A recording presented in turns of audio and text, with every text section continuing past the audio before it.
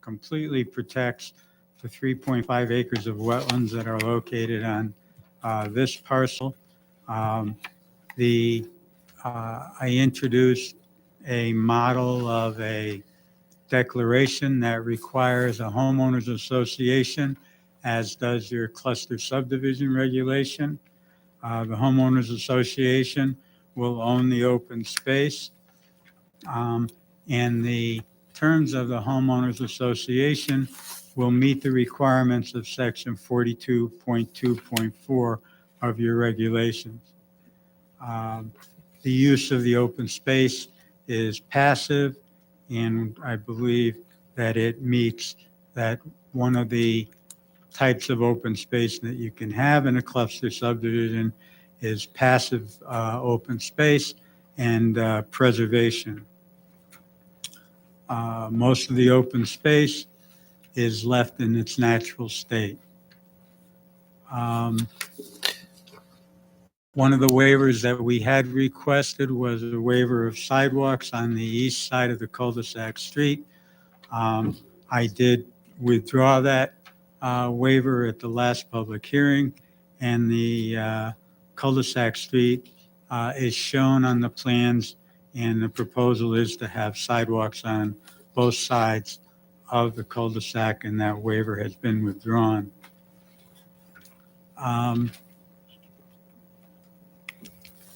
You heard from the traffic engineer, Scott Hesketh. We did ask, and the commission indicated they were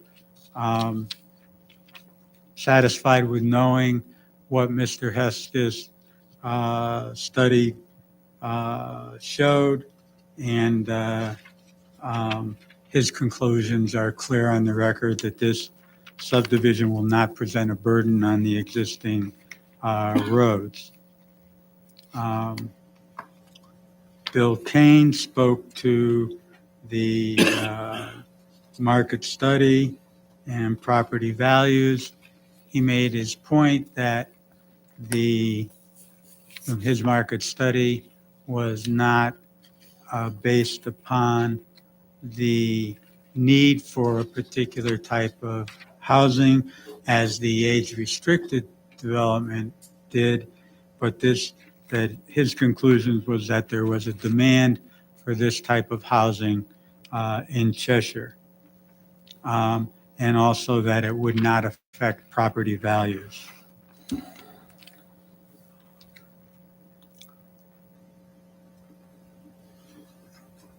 In looking through the minutes, it had originally been my thought that, my recollection, that the hearing was continued to await for us getting our inland wetlands and watercourse approval.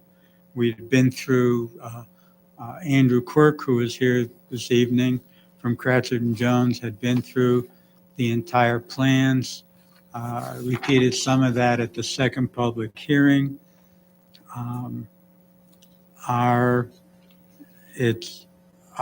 We would submit to the commission that the evidence that's been introduced shows that the application meets the criteria, and would ask that you review that and conclude that it meets the criteria of section 42.6 of the cluster subdivision regulations, and that it also meets the criteria. The cluster subdivision is considered to be a special permit approval under the regulations, and also submit that it complies and meets the criteria of section 40.4 of the regulations. There had been a recent memo, I believe, from the end of last week by the town engineer. I don't know if Mr. Glidden wants to address that. Right now. Actually, Mr. Chairman, you have a memo from Merrick Clement, the town engineer, This is in response to Wright Pierce's review dated 8/26/2022. Merrick has just two comments that were addressed or can be addressed. Mhm. One is data for additional test pits performed within the proposed footprint of the stormwater basin infiltration system shall be provided in writing to the town for further saw that. review prior to construction.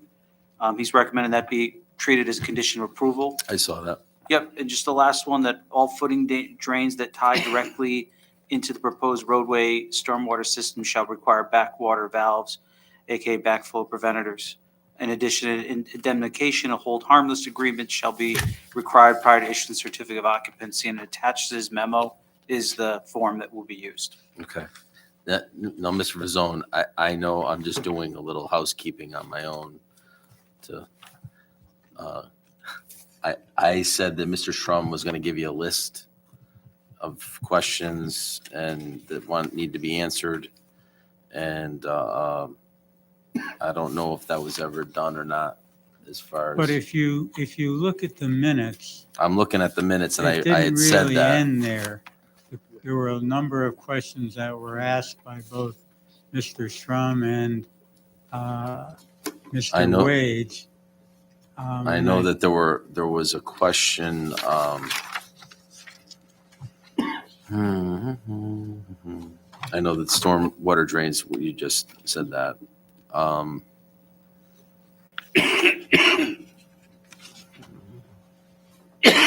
Are the sump pumps required to install by the developer in every house with connection to storm drain for each lot? That's not going to happen, right? Pardon me? The question was, are sump pumps required to be installed by the developer in every house with a connection to the storm drain for each lot? If required, will that be good? Is that, I believe that's correct. That's They correct? will be. okay? That's, and, All right, wait a minute. Mr. Quirk can answer that question. okay, I'll let him answer that question, because I said that, in respect to Mr. Shrum, I did tell him that I would answer these questions on the 12th, Sure. so, Andrew Quirk, professional engineer and principal with Kratzer Jones and Associates, the project engineer for the record. I just pulled out, I had the notes from the last meeting, and yep, I'm pretty sure I had gone through and answered all of those, but specific to the sump pumps, that was what prompted the town engineer's response. It's in that letter. We submitted a table as to which lots, as designed on the subdivision plan, require sump pumps and which ones don't. And so we've got that tabulated. okay, So it's not all the lots, but it's tabulated, it's shown on the plans, it's identified in the legend which ones require sump pumps. And again, to be very clear, none of that drainage is going into the sanitary sewer system. Okay. That was a question. I know that he raised another question about the 1100, which he just answered with the cul-de-sac, and Mr. Glenn also answered with that. Sure. The connecting sidewalk to Talmadge, that was another question. So, Mr. Chairman, I can answer that question. I Yes. actually asked the town attorney whether you have the authority to request that. Pursuant to the Buttermilk case, that's considered off-site improvement. Yeah, You cannot cannot ask for that. request Okay. sidewalks on Talmadge. Doesn't matter. That the court case is very specific. Yep. Unfortunately, it applies to Sidewalks this. are actually not on the applicant's property. It's on town property. Sidewalks are in the town right of way. Yeah, That's why they're off-site.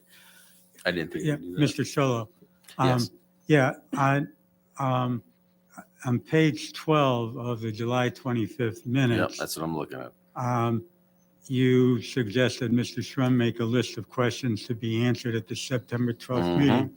My recollection is that at that point in time, you had some difficulty getting the meeting to end. And the minutes, there's 13 pages of minutes for the entire public meeting on the 25th. Yep, From that point, it goes on to two more full pages.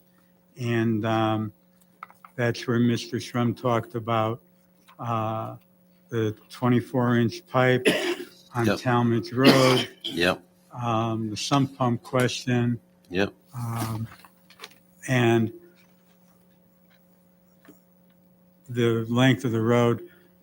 My impression at the time was that those were Mr. Strum's questions that were being asked.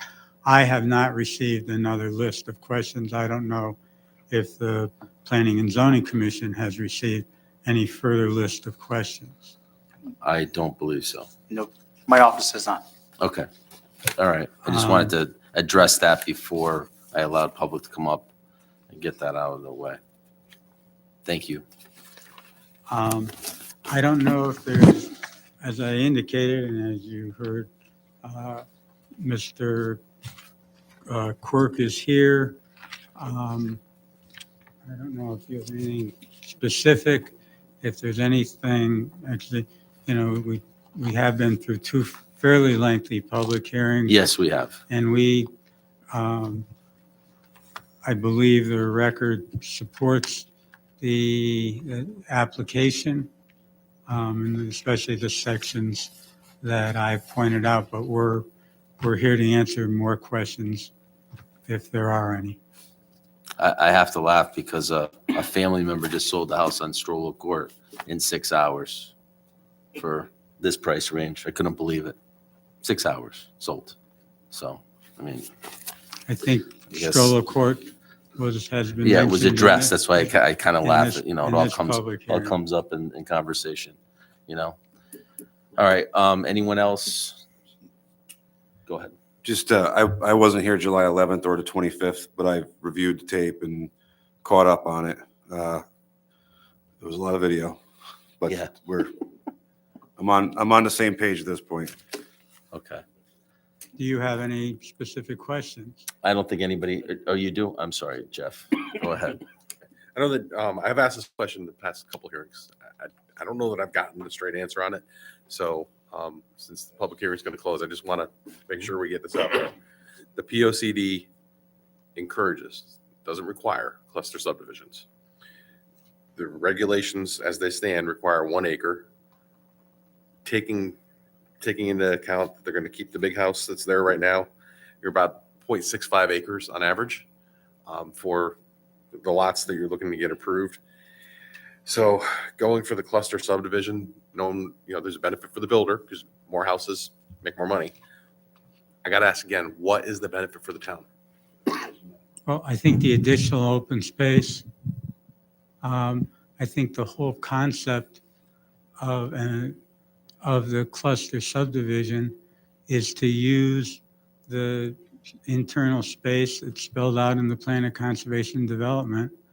And in this case, I believe that the benefit to the town is the open space and the homeowners association, maintenance of the open space, its continuity with the open space in the Talmadge Crossing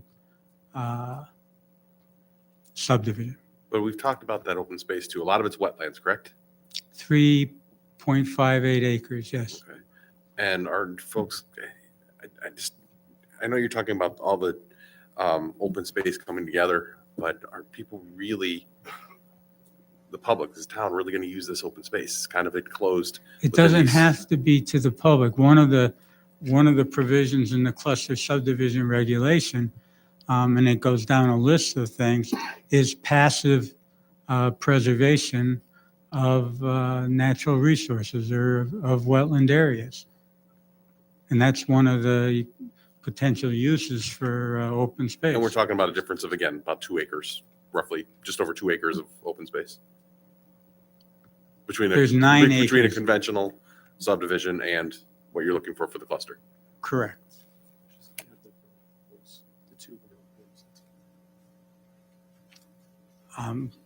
You want to? Sure. Go ahead. Andrew Quirk, for the record, I was just going to add, in working with the Wetland Commission and from their review, with the passive open space was of a priority in preserving. There's 2 vernal pools on the site. And so having that additional open space for the preservation of the species and the habitat in the vernal pools, that additional area provides that benefit. But regardless if it's a cluster or it's a traditional subdivision, those are going to be protected. Well, with more area around those, there's more area with this compared to the conventional. there's more protection area around those, more separation area around those. Any cluster subdivision is less construction in one area. It doesn't matter what cluster, the benefit to the town is that you're not ripping up more land. That's what the benefit is. In any cluster, I mean, if you know, that's what it was designed for. I mean, Wood Pond, that's a cluster. I mean, there's so many cluster subdivisions. I mean, and that's, I think that it's only become a better product as it's gone on. And I think that like a regular subdivision where you have a lot of land, you don't have a common ground. I mean, I don't know. Are you selling this project? No, I'm not selling the project. I'm saying that's something what we've pushed. Wetlands. It doesn't That's matter. It throwaway doesn't- land, so they use it to their benefit. It doesn't matter, but So a then cluster they is go a to cluster. For that reason. Yeah. So you go buy a piece of land, it's got half water, that's okay. We're just gonna throw that away. Any land development now, even in other towns, is Which doing one, that's cluster. your opinion. Well, that's the new You know. way to develop. I don't have friends when I'm sitting here. I just tell it how it is. I don't either. I'm just saying is that Well, a cluster don't ride the subdivision. horse then. I'm just saying what's being built now. Go ahead, Ms. Caneris. Yeah, and would a cluster division provide, not only provide more open space, provides less suburban sprawl?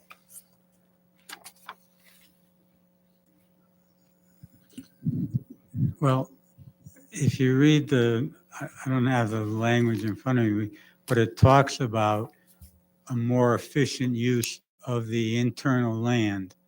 But the other aspect of that is it doesn't have to be a park or a baseball field or a tennis court. And it recognizes that preservation of open space in a passive way in wetland areas is a benefit to the town. That's basically recognized in the regulation. Mr. Fazano, you're saying wetlands is a benefit to the town? Yeah, I am. Conservation of forests, wildlife, agriculture, and other natural resources. That can be That was one his of the question. types of 42.3.10. Casey, go ahead. I just want to say I agree with Mr. Natale. I keep wanting to say Natale, sorry, Natale, that I don't see the benefit to the town we may or may not be voting on this tonight. I may or may not be voting on it as an alternate, but I don't see a benefit to the town with these waivers. I'm just Well, I seconding think, what Mr. Natale said. I think the regulation itself says it's a benefit to the town. Preservation of that type of land. I'll repeat the section. But you can't, I mean, it has to stay that way. You can't develop it. You can't fill it in because it's a wetland. So it's going to be preserved no matter what you do there, correct? That's correct. And as a result, when the commission adopted a cluster regulation, it thought because there are wetlands on there and the specifics of the homeowners association owning the wetlands as required by your regulation, recognizes that as a benefit to the town, and in exchange for that, they're giving you a higher density. I think that's the whole nature of a cluster regulation. And in 2016, you talked about amending the regulation to make it easier to use the cluster subdivision regulation. Mr. Tedesco. Just a couple of questions. One thing, just to make clear for the record, because we've been back and forth on this. With the cluster subdivision, there's 9 acres of open space. Correct. If it was and 3.5 of those approximately are wetlands. And I think we've heard in past testimony that the larger open space provides some better measure of protection to the wetlands than otherwise would be the case because you have the larger open space. Secondly, if it was a conventional subdivision, there wouldn't be 9 acres of open space as we're defining open space here. It would be 6 acres, is that correct? It would be more like 6 So acres. there's approximately 3 acres greater open space. And so, I mean, if we consider that to be a benefit, and I think that is consistent with our regulations, then you consider it's a benefit, and if not, I guess you don't. A couple other things. If it was a conventional subdivision, would there be a homeowners association? There would not have to be, no. And the homeowners association has responsibility, I guess there's not much maintenance of wetlands and open space, but I suppose there could be some. But they also have the responsibility for maintenance of the drainage system also, is that correct? That's correct. Yeah, so the town or people living there you have somebody to look to if there's a problem with the drainage system, something needs to be cleaned or fixed. You have the homeowners association, which you would not have, correct, if it was a conventional subdivision, That's not entirely correct. okay? Under the cluster regulation, you require a homeowners association. Yes. Under the conventional, there's nothing that requires it. But there are different ways to handle that. But generally, if there is a detention basin utilized in a conventional subdivision, then the way to maintain that is through a homeowners association. So if this were a conventional subdivision, then, But you could have that, there are conventional subdivisions in Cheshire where the detention basin is on an individual lot. So it's not in open space. And the homeowners association or the other owners have the right to go into that area, an easement to where the detention basin is located to do the maintenance. So it's not absolutely necessary to have the homeowners association or to have the detention basin in an open space area. so the homeowners association by then itself is not a benefit? Is that what you're saying? It seemed to me that it was. Well, your cluster regulation requires a homeowners association. Which you may or may not have in a conventional subdivision. Right. Now, the difference here, if this was a conventional subdivision, it would have been a much shorter hearing, I guess, because that could have been done pretty much as of right without a special permit. And there would have been, the difference would be, there would be 4 less houses. Is that accurate? And that the only additional density is the 4 houses. Correct. And with cluster subdivisions, maybe I don't understand, but you don't always get greater density. I mean, if we had a 20 acre plot that was flat and you could build on the whole 20 acres, you would still only get, with a cluster subdivision, you would still only get 20 houses. They would just be closer together. Right. You might save on the road. Right. A But shorter there's no road. automatic increase in density. The reason there's an increase in density here is just because of the peculiarities of this site. Is that right? Correct. And so the disadvantage to this, if any, is, assuming it's a disadvantage, and I'm not saying it is, I'm just throwing it out for conversation, is 4 extra houses. Whatever the disadvantage. The advantage or disadvantage? Well, if you're going to say that a conventional subdivision is better, it would be because there's less houses. It would seem to me would be the argument. There's less homes, and here, therefore, the 4 extra homes would be, if you consider that to be a disadvantage, that would be the disadvantage to this, downside. If you can, because that's what we're talking about here, really, 4 different homes. The applicant could come in and build, 4 less houses without all this rigmarole, right? Correct? All the other requirements. I'm not certain I know what you're saying. The difference is 4 lots, 4 That's houses. basically my point.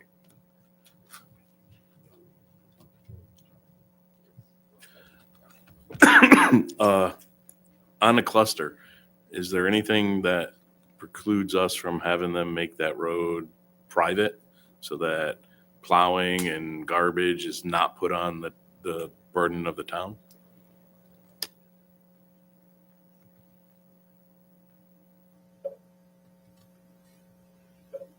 Your require the public street system shall be designed in accordance with, it really is your design standards for a public street system. It does, bear with, I'm just gonna go check the regs, whether it's required to be a public road. Because I but- know the first application for the 55 and older, that was all private. Mhm. So can this be private? Because I think the burden on the town is Council never all adopted that extra. No, that's their own.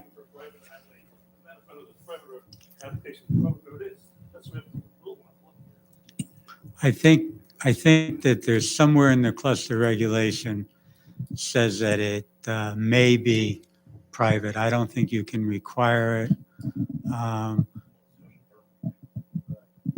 It is just, yeah, you can deny the special permit. Right.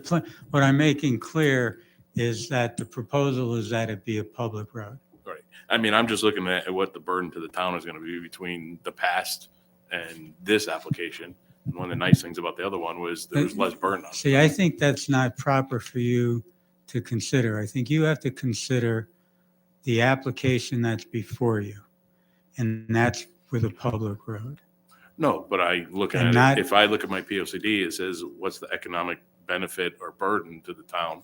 And having a new road with 16 houses on it that you have to plow, that we have to now pay for waste disposal or 20 homes, is that a burden? So that is it could be an economic burden to the town, as opposed to other options that Well, could have been or could be. Unlike other sections of your regulation, the cluster subdivision does not require a fiscal impact study.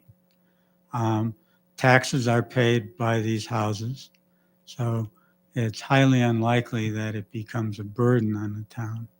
But what's before you is an application for a cluster subdivision with a public road. And if this were a conventional subdivision, which wouldn't require a special permit, correct? It would not require that. There would be a public road, would there not? Yes, So when you're going to build this, you're going to have a public road. This kind of development does have a public road and should have a public road.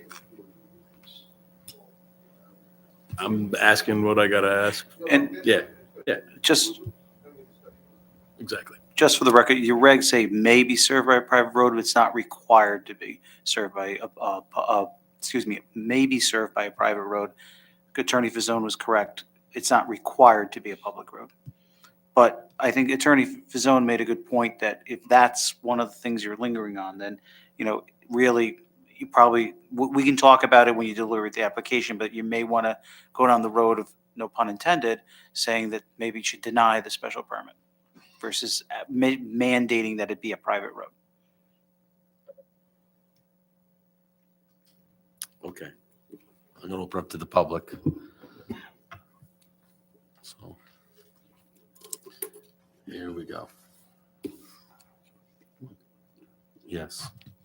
Good evening, ladies and gentlemen. My name is David Schrum. I live at 369 Sir Walter Drive. This may be the last chance for public comment, but the mandatory action date for this application is now November 23rd. So there's plenty of time to give some thoughtful consideration to what's going to be presented here tonight. Before I get into what I was going to say, it came up about the Wright-Pierce letter, the response to the Wright-Pierce letter. But I just wondered, did you get the original Wright-Pierce letter of June 29th that was 4 pages long that gave detailed, I don't know, you might call it a punch list? Yes. I was a little surprised. Did you get that, the 29th? Okay. And Yep. then I guess the reply that was talked about tonight was, there was 2 things that they replied to. I thought there'd be more out of a 4-page memo, but that's the way it is.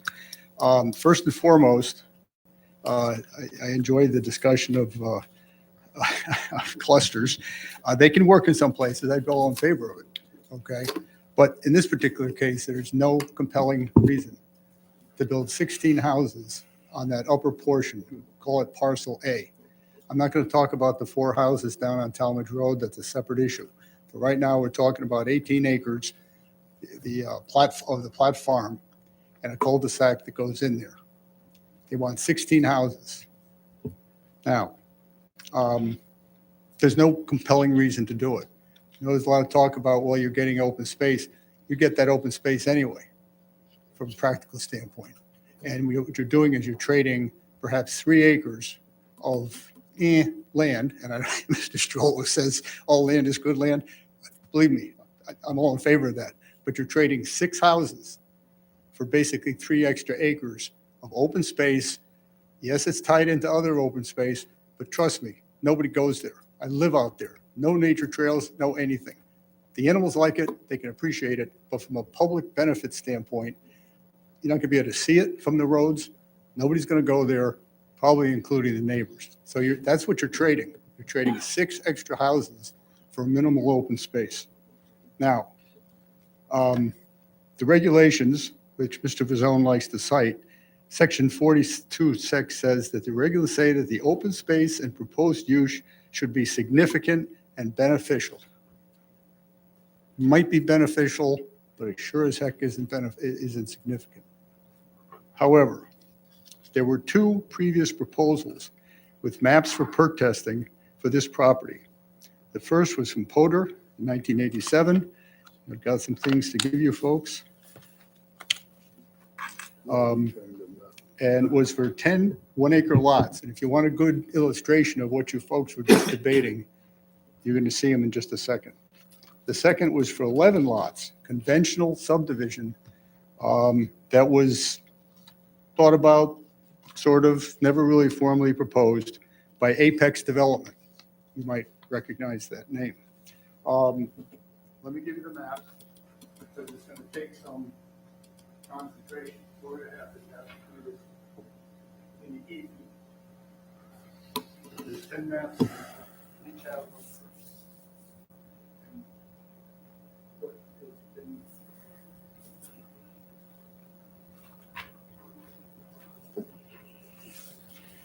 And I will go through this slowly because you're going to have to squint at some of this. First of all, take a look at Exhibit A. That's with the blue ink. You PZC's veterans are used to looking at things like that. This map was done in 1987 when this part of the Platt Farm was being sold off. The map was drawn for Heritage Hills Development. That was Joe Potter, okay, who developed the Tamarack area across the street. Exhibit A is the entirety of the Platt Farm on the north side of Wallingford Road. It includes an area in the lower left-hand corner that I've written in Platt property. See that little corner? Okay.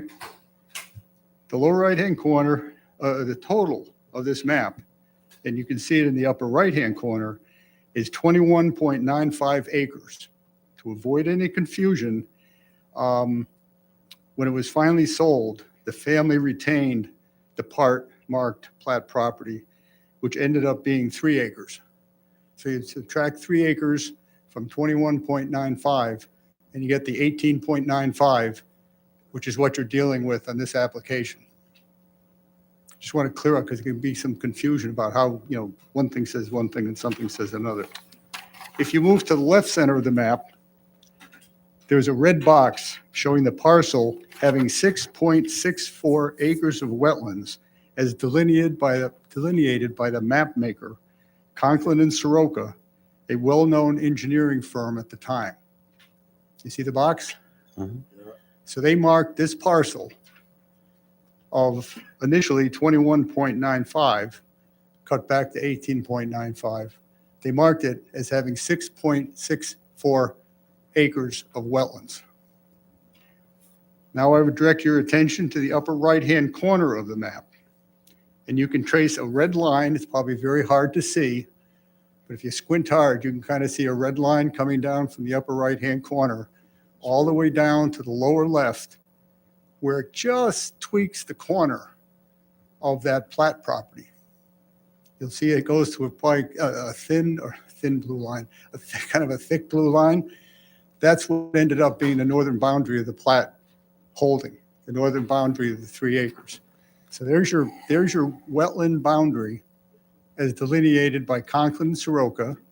And you'll also notice the red hash marks, where they even went so far as to say, you know what, this is the part that you're going to ask for inland wetlands approval. See how it's marked? Those marks are on the map that you can find at Chesprocot. Public entity, public file, right up here in the north end of town. So there's that map. This is 1987. The lots are numbered 1 through 10. The perk test holes are also numbered. They're really small, you need a magnifying glass, but they're all numbered and located. And that's what Chesprocot perked. There's 23 holes throughout that area. But what you're looking at on that map is a traditional subdivision, R40, 1 acre lots. And if that's what had been proposed, I don't think it would even have had to come to you folks. It would have been an as of right development. 10 houses, 1 acre, with the wetlands set aside. So we have a bit of a mystery. I have a mystery. What current about the applica- Talmadge Road property? What's How's that? that not connected? The what? Was that added to this piece? The What do you mean added? Talmadge Road property that goes over to Talmadge? Oh, the Talmadge Road. This is just the parcel A of the But doesn't proposal. that add on to the size of this property somehow? No, there was nothing added on, because at the property on Talmadge Road, which is section part B, But that where they want connects to to put the this, 4 right? houses, that was not in play because there was no sewers, and the people that owned that property on Talmadge Road, which is part of the application, not part of this map, okay? The part on Talmadge Road was being aggressively defended by the family who lived there, who didn't want any development. But unfortunately, the last member of that family died unexpectedly, and you see what happens. So this is strictly the parcel A that you have in your current application. So that's this map. The perk tests were done, 23. The perk test results are also public. You know, you can find exactly what the soils were and how deep the perk test holes and everything else. Go on for quite a few pages.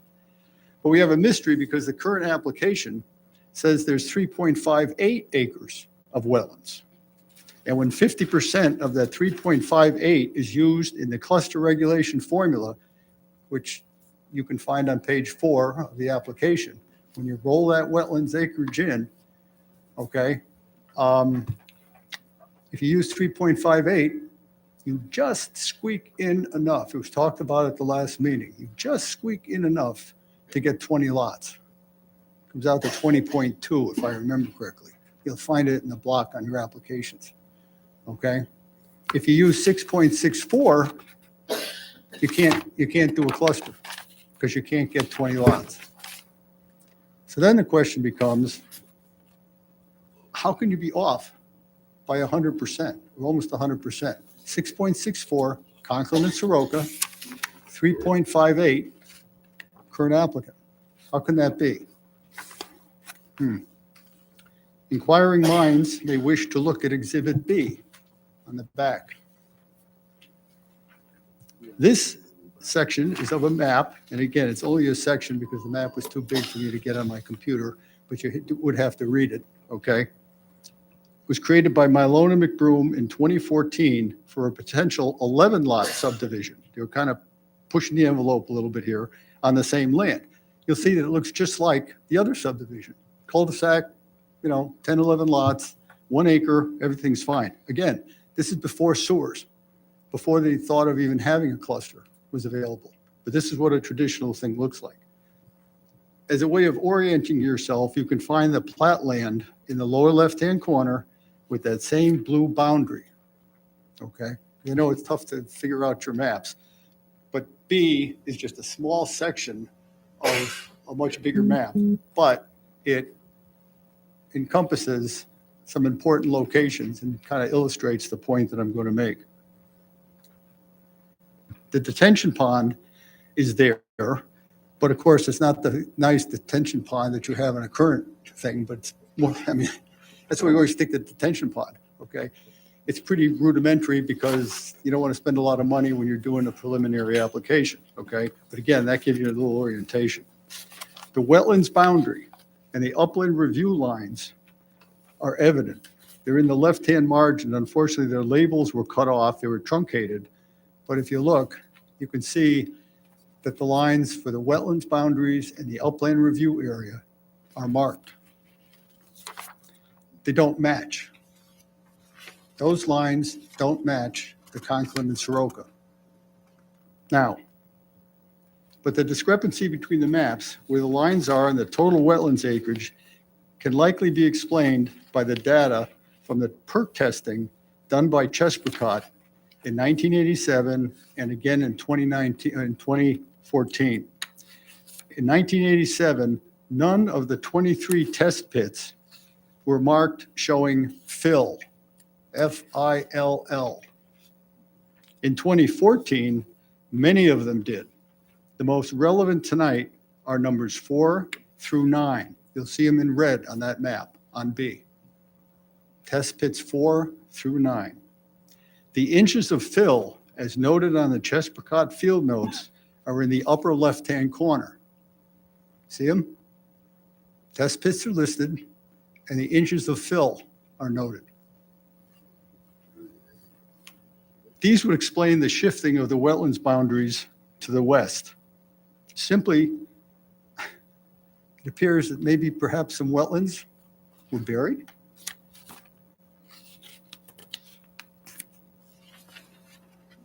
Shocking. Shocking.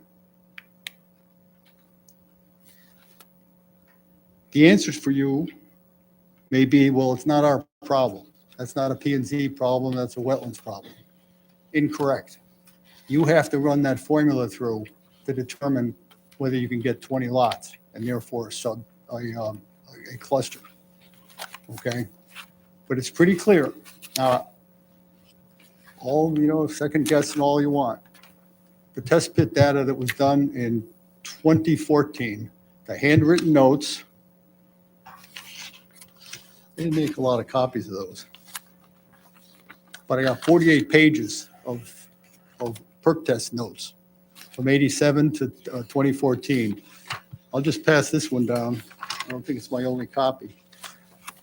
But you take a look at where, they dig it. I don't know if you've ever witnessed a test pit. Big backhoe, they go down, sometimes 6 feet, sometimes 7 feet, and they just note the strata, what they're hitting, okay? Pick number 5 on your map. The first 38 inches, fill. Then they hit TS, which stands for topsoil. That's the old pasture for Mr. Platt and his cows. Now that area is under 38 inches of dirt.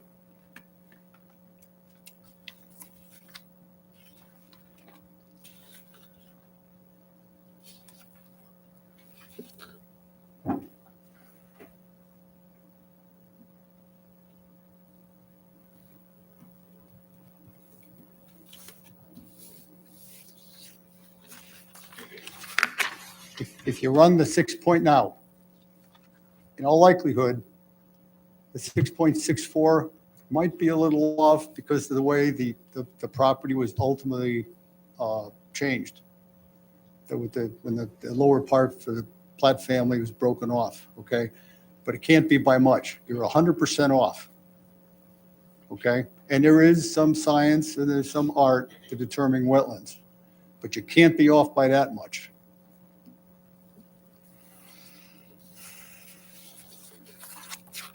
There's plenty of other issues. I'm sorry I didn't do my homework and making up a lot of other questions. I guess I was a bad boy. I didn't submit my questions, okay?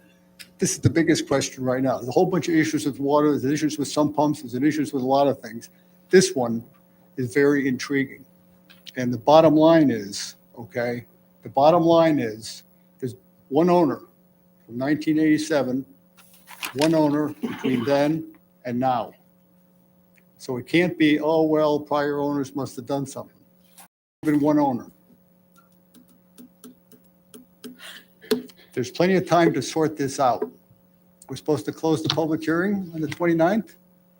I suggest that maybe you want to keep the public hearing open. And at a minimum, do some testing out there to find out what's really true. Now, on your application, the applicant has just dug some test pits and put down, I don't know, silt and this and that, the other thing. I'll put my money on Lorraine Di Nicola, who did these test pits. She was a well-known soil person. A lot of people in town know her. She's retired now. She knew where every rock and pebble in this town was. I'll put my money on her any day of the week. Something's rotten here, folks. And all I can say is, you can blow it off, you can say it's not important, okay? But I tell you what, it would be a shame on this commission, it would be a shame on the other regulatory bodies of this town if you let somebody bury wetlands and then benefit by getting extra lots because it can become a cluster. Have a good evening. Thank you.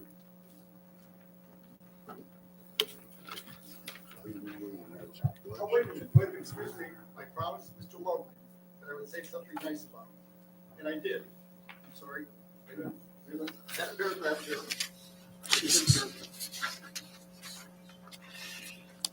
I get carried away sometimes. My paragraph was, I just want Mr. Lovely to know that I bear no ill will to him and would not breathe a word of opposition to a normal R40 development, like the ones proposed twice on these maps over the decades past. He may only be learning about the fill issue tonight.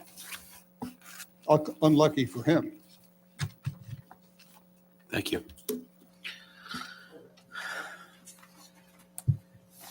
Charles Martin, 20 Copper Beach Drive, Cheshire, Connecticut. I'm not going to talk about regulations or any of that. I want to talk about what this is really all about. And it's actually pretty simple. And I think a lot of the board hit that tonight. The first thing I want to talk about is I want to thank Mr. Natale for his question tonight to Mr. Fazzone about the benefit of the town. You'll recall you asked him that question last meeting and he couldn't answer it. He finally came up with the answer that it would be taxes. And as we know, taxes on those homes would not cover the cost to the town. So now Mr. Fazzone says that the benefit is open land. I would make the argument that we have a lot more open land right now by not building any houses. So, but what I want to get to is really pretty simple. And that is that the benefit to the town, there isn't any. And no one's objecting that if Lovely Construction wants to build 10 or 12 houses, go for it, go for it. And this board doesn't even probably have a say to it. But why we would give any consideration to a cluster subdivision with 20 houses, there's no benefit to the town. That's what this board's got to answer. And Mr. Fazzone brings in all his experts, which of course benefit Mr. Fazzone. He's a smart attorney. He's not going to bring in somebody who's going to say there's a traffic issue or a housing issue or any kind of issue like that. So, the board listens to that, takes into account. I don't think you really counter that the way you should. But conversely, there's no benefit to you approving any of these waivers that Lovely Construction or Mr. Kurtz wants. The only people that would benefit from this cluster subdivision would be the Kurtzes, the Kurtz family, and Lovely Construction, who both will line their pockets. Let's face it, that's the only benefit there would be. There'd be no other benefit. And just because I know Mr. Strollo likes to hear this, I continue to believe that there's a conflict of interest between the Kurtzes, who run the Wetlands Commission, the Planning and Zoning Commission, now selling the land. It just doesn't add up. And so I understand that they've recused themselves, but it still doesn't smell right to me. And lastly, I've asked the town attorney to investigate potential conflicts of interest, and he hasn't done so. So I think that the town attorney has failed as well. So my last point is this is pretty simple. Go build the 10 or 12 houses, which I think several of the board members agree that's fine, or everyone probably agrees that's fine. There is no reason to approve any waiver that Mr. Fazzone asks on behalf of his client, who is, by the way, an out-of-town construction company that is not even benefiting a current town business. So I leave you with that it's actually pretty simple. It boils down to whether we build 10 houses or 20 houses. Thank you. Thank you. Okay, anyone else? Oh, come on up, please. Just name and address for the record, please. once again, it's John Atwood, 140 Meadowbrook Place. So this whole project is something that gives your board, what I was past chair of the WPCA, a black eye. This has been more waivers on this project, and it was taking place prior to me being on the WPCA, through my term on the WPCA, it keeps going, and I've been watching this. There have been so many variances. That land is an R40. We passed a town facilities plan that looks out way into the future for all of Cheshire on septics and water control. And that land was listed as no sewers. It followed what everybody else has to follow as well. But which Anthony, I respect greatly. He's a highly intelligent man, works through things, but has worked through the team to get a variance on that. So that got changed. Now I know the wetlands there was over 6 acres, close to 7. I've seen the reports. Now I was shocked to hear it's down to 3.5. We keep making variations. The people that are benefiting are the people selling the land and building the construction. You put an extra 10 houses in there, we're in debt for going to the schools. We know that. For those who said, you mentioned, or you had somebody report there's no traffic issue, I live off of Wallingford Road. This is 40 more cars on Wallingford Road. We don't have sidewalks on Wallingford Road. We keep saying that we're going to build sidewalks on Wallingford Road. There's always a reason we don't. We just built another house for Mr. Kurtz. He got exempted again from the sidewalks. So keep this in mind, that people look at these projects and just shake their heads. If you're connected, there's a lot of bias on this committee. There's bias now in the WPCA. There's bias on the wetlands. Everything is shifting. And this project is one that really highlights how you can get away with anything if you just get onto one of these boards. I ask you to look at yourselves, and when you walk around town, you want to be proud and say, look, we followed all the regulations. We did what we know is right. All those people got denied permits based on the WPCA long-term plan. They couldn't get a sewer system. We followed the same thing. No sewer system, R40, put sidewalks where you should, and everyone's treated right. Thank you. And by the way, I do appreciate the hard work you guys do. I know it's a lot of work. Thanks. Thank you.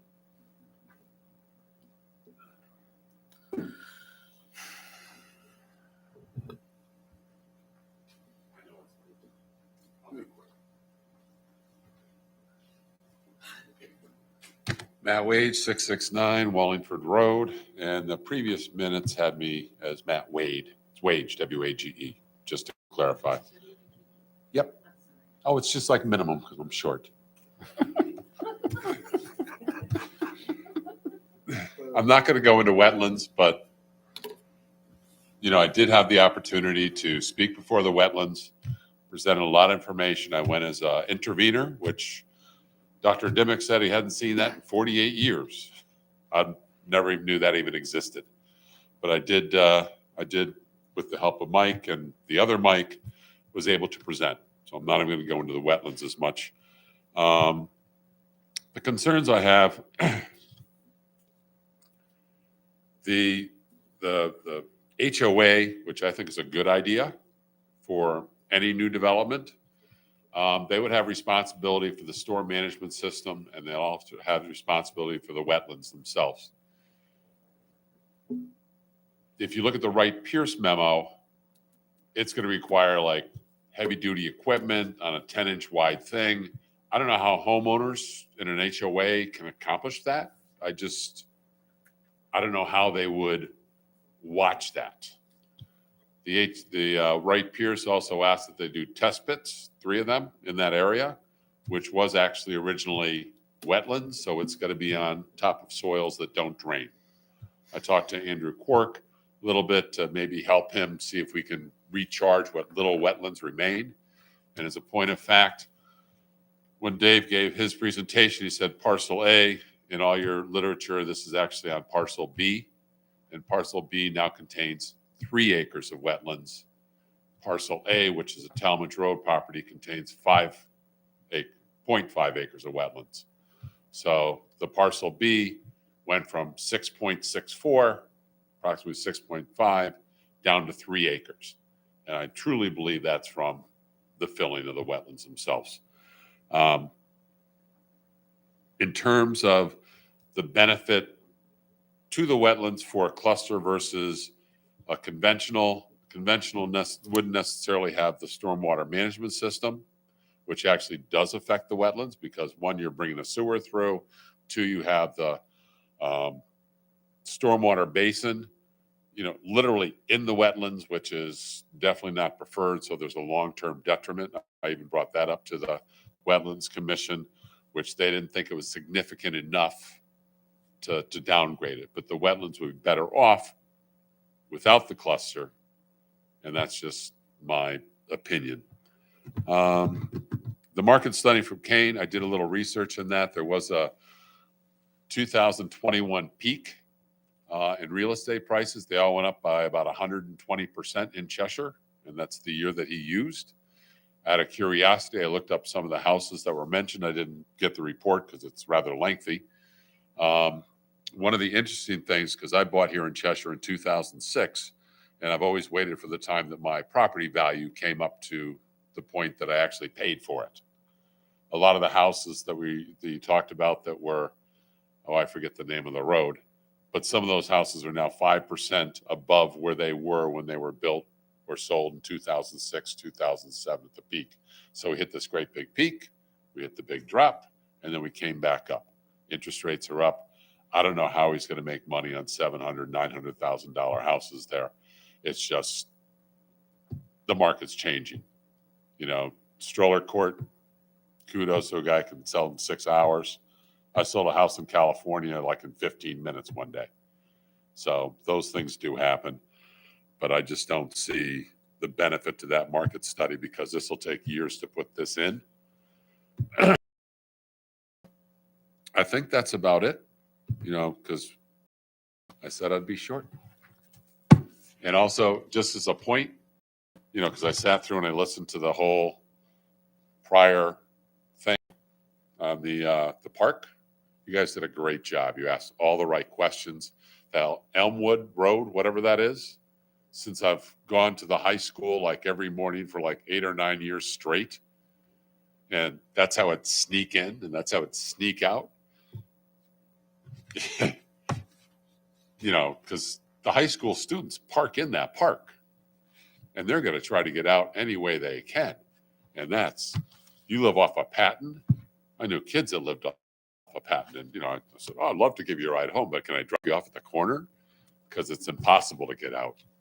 So good job on that, by the way, for the park. I think it'll be a real benefit to the town, and you're doing a great job. Thank you.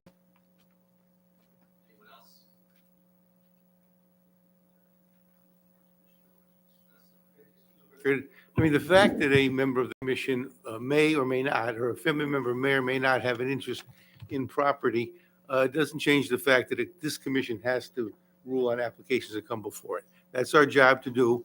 I don't think there's any reasonable basis for saying that any person here will not try to follow the evidence and utilize their own best judgment as to what the answer should be. I don't know what that's going to be yet, but I think just on behalf of the commission, I'm going to say that my sense is that every member of the commission will try to follow the evidence and the law and make the best judgment, and that'll be their decision.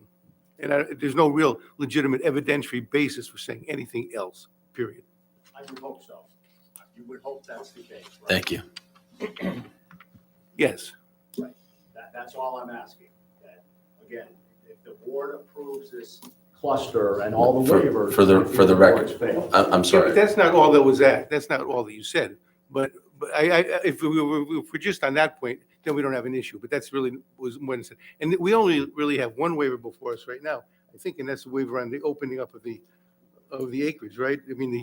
Yes. That's the only one we Yeah, have. because the sidewalk waiver is gone. Right. So there's only one waiver. Yeah, there's the one waiver. There's 2 waivers. There's the grading waiver within 50 feet of Wallingford Road that might amount to about 18 inches. And then there's the Those are 5 site acres. development waivers. I'm treating that as. Yeah.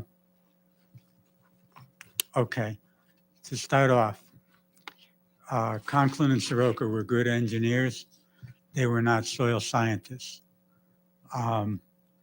The all of what Mr. Shrum talked about was brought up by Mr. Wage at the wetlands meeting on Tuesday night.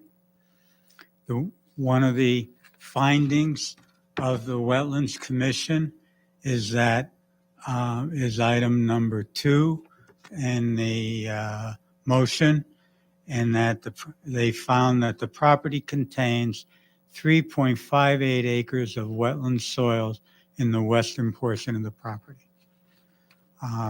They heard all of what you heard and much more on Tuesday night, and that's their conclusion. The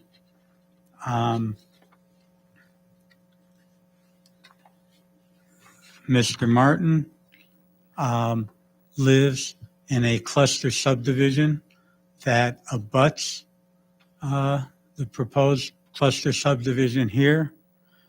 It has open space.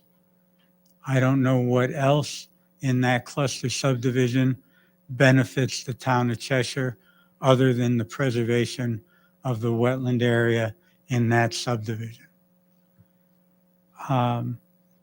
Mr. Atwood says I was involved in the WPCA determination to get the Kurtz property included in the sewering plan. I was not involved. You certainly did. You said to Mr. Phone, I know you said that, and I don't believe that. I don't believe that, but that's neither here nor there. But you did say that I was involved in it, and I was not. Mr. Wade's comment about all the heavy equipment needed to maintain these detention basins, and homeowners associations are not able to do that, well, we're in trouble, because that's what the town has inflicted on subdivision approvals, where you can no longer have any increase in runoff. You have to maintain zero increase in runoff. The only way to do it is by these detention basins, and the only way to get them maintained is by homeowners associations who can collect the money and do it. They have to hire contractors just like anybody else, just like the town would probably do. The bottom line is, we believe there's 3.58 acres of wetlands on the site. It's been tested in the past couple of years. It's been mapped in the past couple of years, all consistently. And the people come up to subdivision applications, and everybody says, without any background whatsoever, no supporting material, that subdivisions are net zeros, are net losses to the town of Cheshire. I don't believe that's the case. Other people believe it does. I don't believe that's a basis on which you can make a decision. Thank you.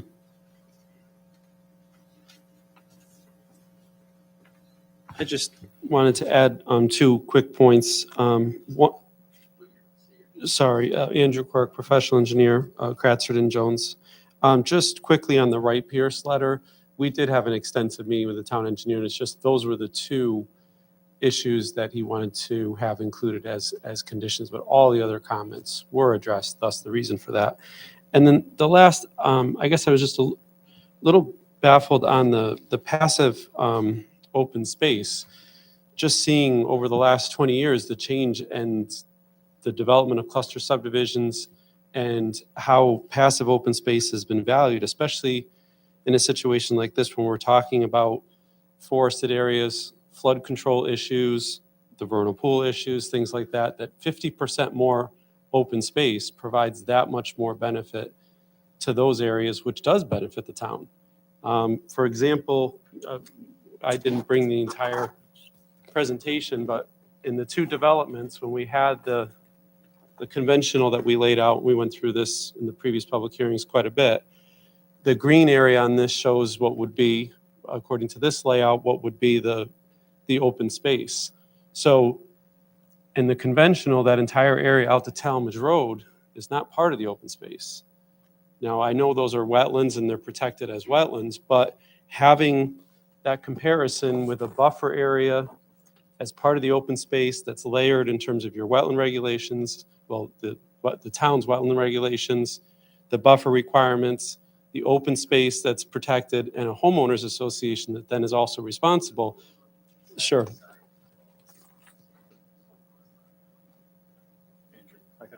Oh. You know, that's just one example of an area that now you have multiple layers of protection on an area. Correct. 16. Right. But in terms of the open space in one particular area, as I point out here on Talmadge Road, and the additional layers of protection, you know, if we're dealing with the benefits of the town in terms of the wetlands function for flood control, we've learned that. We know that that's one of the benefits of wetlands is that they provide a natural flood control mechanism. That area is going to have multiple layers of protection between the open space on the cluster, the town regulations, the buffer area, and then the homeowners association. Let's say there are issues where they have to go in and maintain that if there's clogging and things like that, as opposed to with the conventional, the same area that's privately held. So, you know, I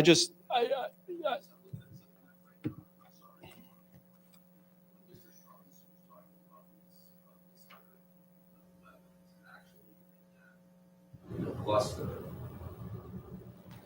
the house doesn't go up as far as it does in regular conventional system. absolutely. That's exactly right. And that's some of the differences between the two. Which is recognized the existing platform and stayed in the cluster of subdivision, that house is farther down. As opposed to here. Right? Correct. Right, and that's exactly the idea with clusters, that we're moving everything away from those sensitive areas. What's the house size difference between the two? Well, Is there larger houses on the conventional? Well, graphically they may be, but as individual lots, the actual houses would be, you know, what's allowed. No, I didn't know if you go up to an acre-sized lot, do you look at putting a larger building on there? Potentially, Yeah. potentially, sure. But again, I guess I just, you know, just seeing the development of cluster subdivision regulations over the last 20, 30 years and the value of passive open space, and in this particular case, the benefits, the vernal pools, flood control, forest, the layers of control and preservation for those areas, and then, of course, you know, the basics of the cluster subdivision development, which is to cluster it away from those sensitive areas, as was shown on the two screens. I just wanted to touch on that.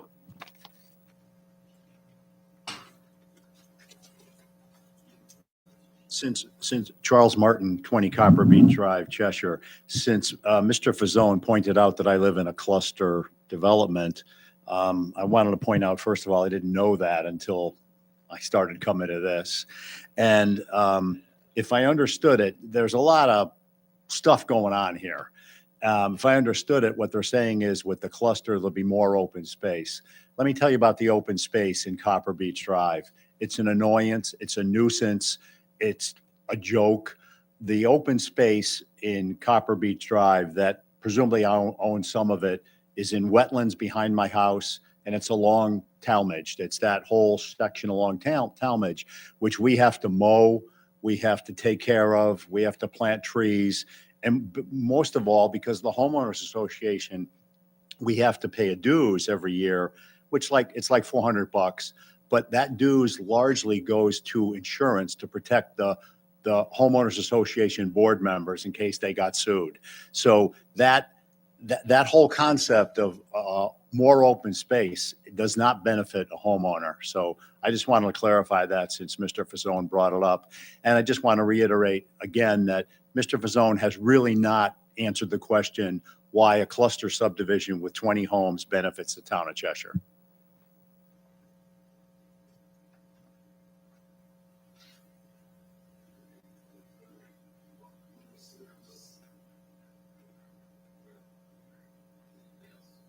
All right. Yeah, I have one more, thank you, and I'll be very brief, I promise. Again, John Atwood, 140 Meadowbrook Place. I think there was a little misdirection here. The clusters are great. I mean, if we can give more land, almost everyone would agree.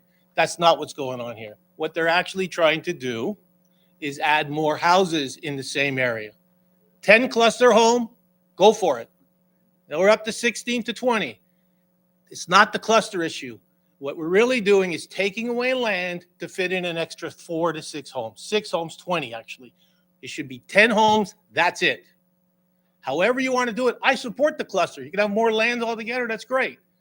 But don't get fooled by this cluster issue. We're going to make the town better. At the end of the day, it's adding more houses. Every house you put in there, 2.5 kids. 2.5 kids to the high school, all the school system, we've got to pay for them. The taxes are less. It's not a net benefit. Do not allow more houses.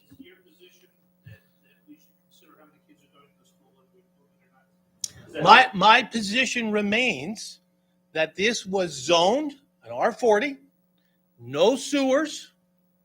It's got almost 7 acres of wetlands. There is no way more than 10 homes should be in that whole area.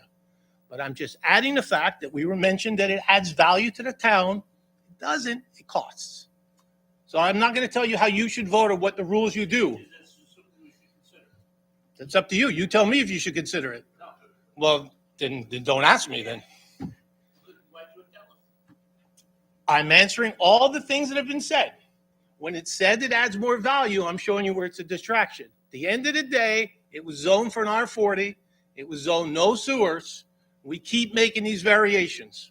And we're going to reward people because the message too is, by the way, fill in your wetlands because then you can get more money for it. Thank you.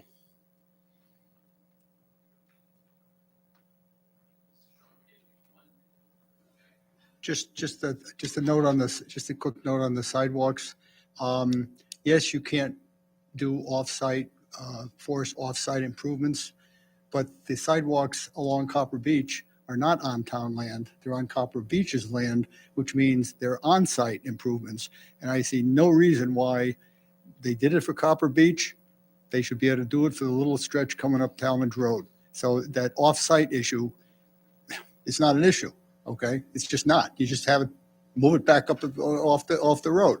Second, only other thing is, it appears with a lot of data and a lot of information, I'll send you all the Chesapeake stuff if you want, there was filling of wetlands. How much is debatable. I don't know how you fix that. I don't know if you require reclamation, creating wetlands someplace else, but there was clearly a violation sometime between 1988 and today. And the question is, what's the town going to do about it? You don't have to answer tonight because I'm sure you don't know the answer, and I'm probably there's legal stuff and there's lawyers climbing all over. Something went wrong. What's going to be done? Mr. Chairman, okay, sounds good.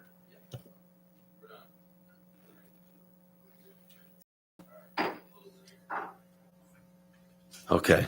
The other meeting is really the regular meeting. I don't really think there's anything that's pending, is there? Yeah, correction for the minutes. This is the regular. Can I meeting. just ask a question All of right. clarification?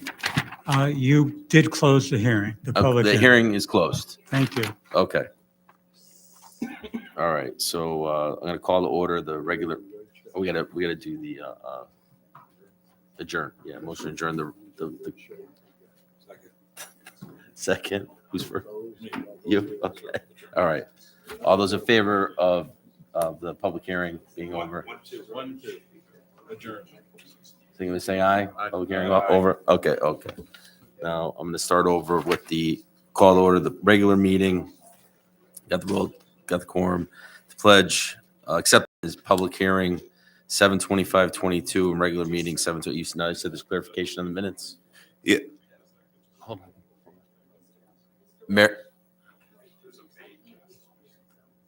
Marilyn, you just, if you guys are going to talk, could you go out in the hallway, please? Because we're trying to just clarify some stuff here. Thank you. Motion to approve both sets of minutes, including the correction from Attorney Wage to Pizone Wade. and Mr. Wage. Minimum wage. Okay. Second. Second by Me. Okay. All those fingers, give me saying aye. Part-time guy. Aye. Okay. What do you got? Which minutes did you? All right. Boom, boom. Supposed to be representing Yeah. now. Oh, what's the correct? There was a correction. I'm absent on the 25th and July 11th. You show me as being here. I don't know what the 11th was here because I wasn't the 25th to review the minutes, but I was not here the 25th or the 11th. FYI, that's okay. I was here in spirit.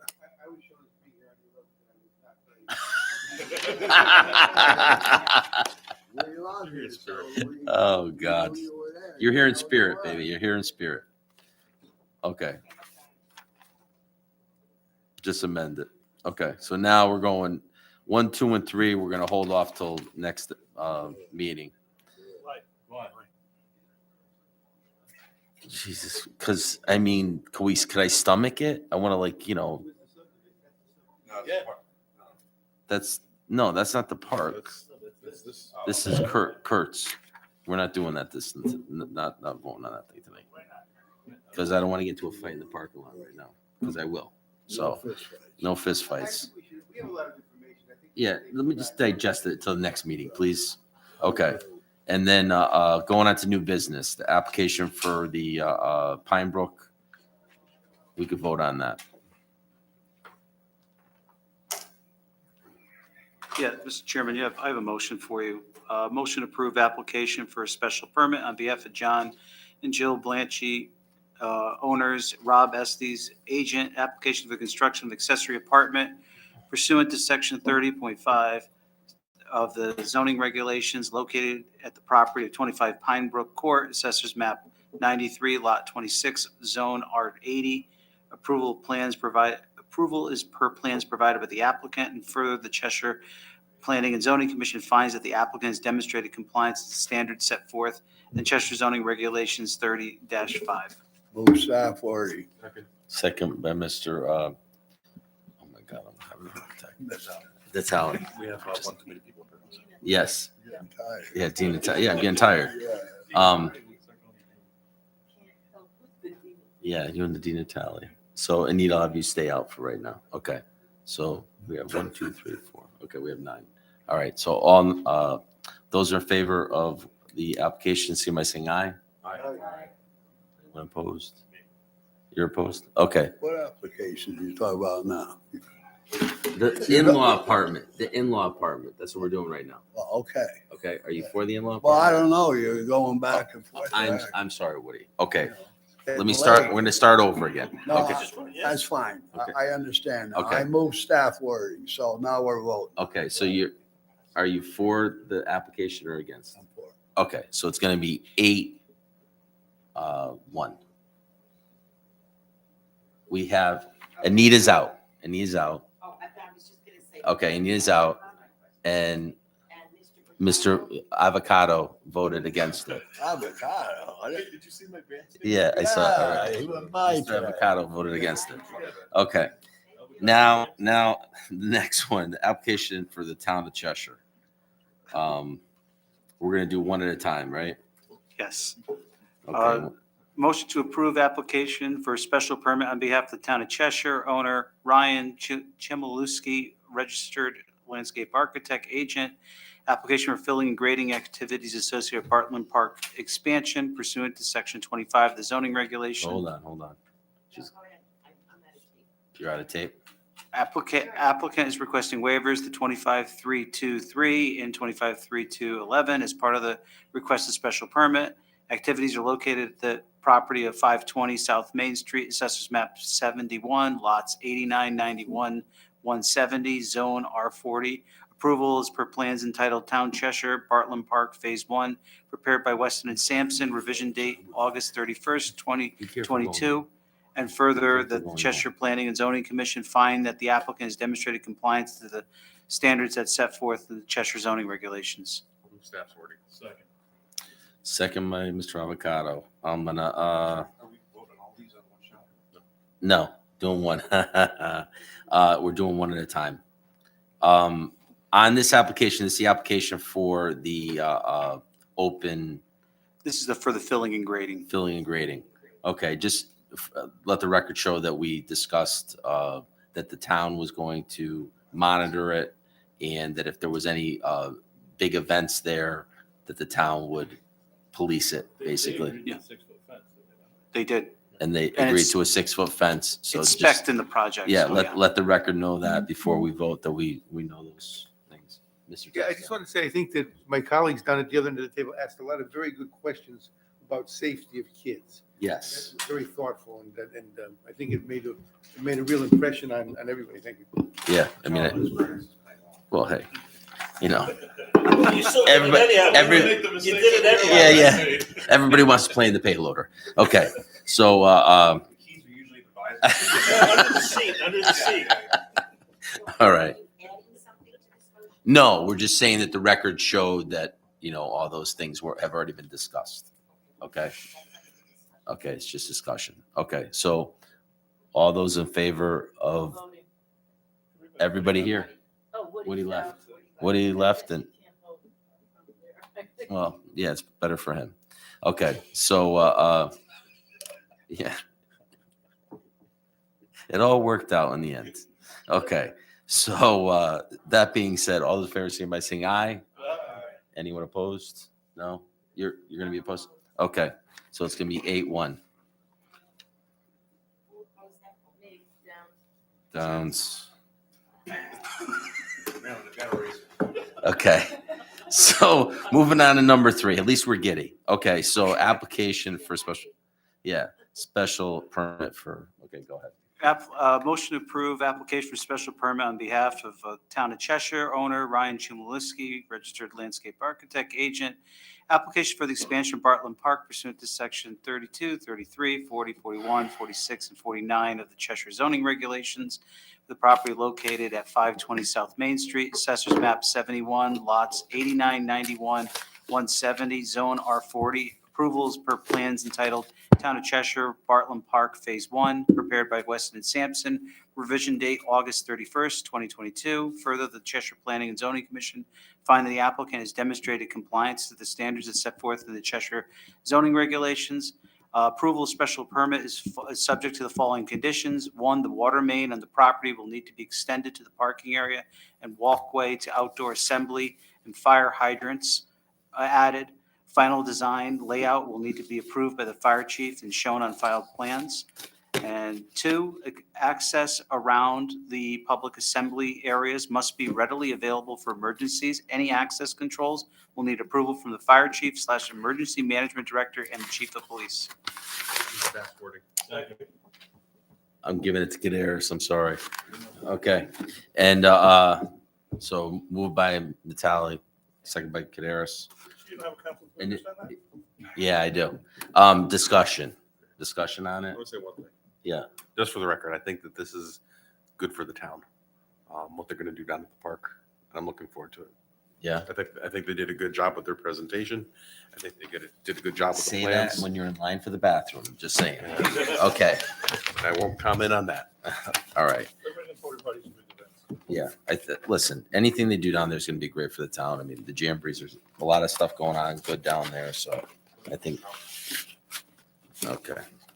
All right, Yes. all those, go ahead. Mr. I think it's a great thing for the town. I hope that the state traffic looks at where that comes out. Oh, my I don't God, know that's if there's swell. something that we can mention and Can't. say, hey, no, just, I don't know. It's gonna be totally up to the state DOT, and that's what's sad. Police chief could put his 2 cents in. And the other thing is, with the fire department and having access around, just make sure that that can handle fire trucks and trucks driving on it. That's Yeah, they. whatever that said is. all Actually, we worked with the design team that was one of the first comments that were made. Good. So that was been from day one, that you put this loop road into the band shell, fire truck, ambulance, et cetera, needs to be driving on it. Great, thank you. Okay, all those in favor, signify by saying aye. No one's opposed. 9 all on that one. Okay. And the rest, the last thing, Mr. Chairman, the last thing is just a new application. Yeah. We're hoping to have it advertised for your next meeting.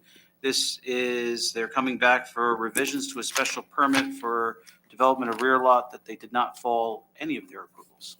And it was subject to a wetlands enforcement action. yeah, So, that's a whole big deal. yes. All right, do I hear a motion? So moved. Yeah, Mr.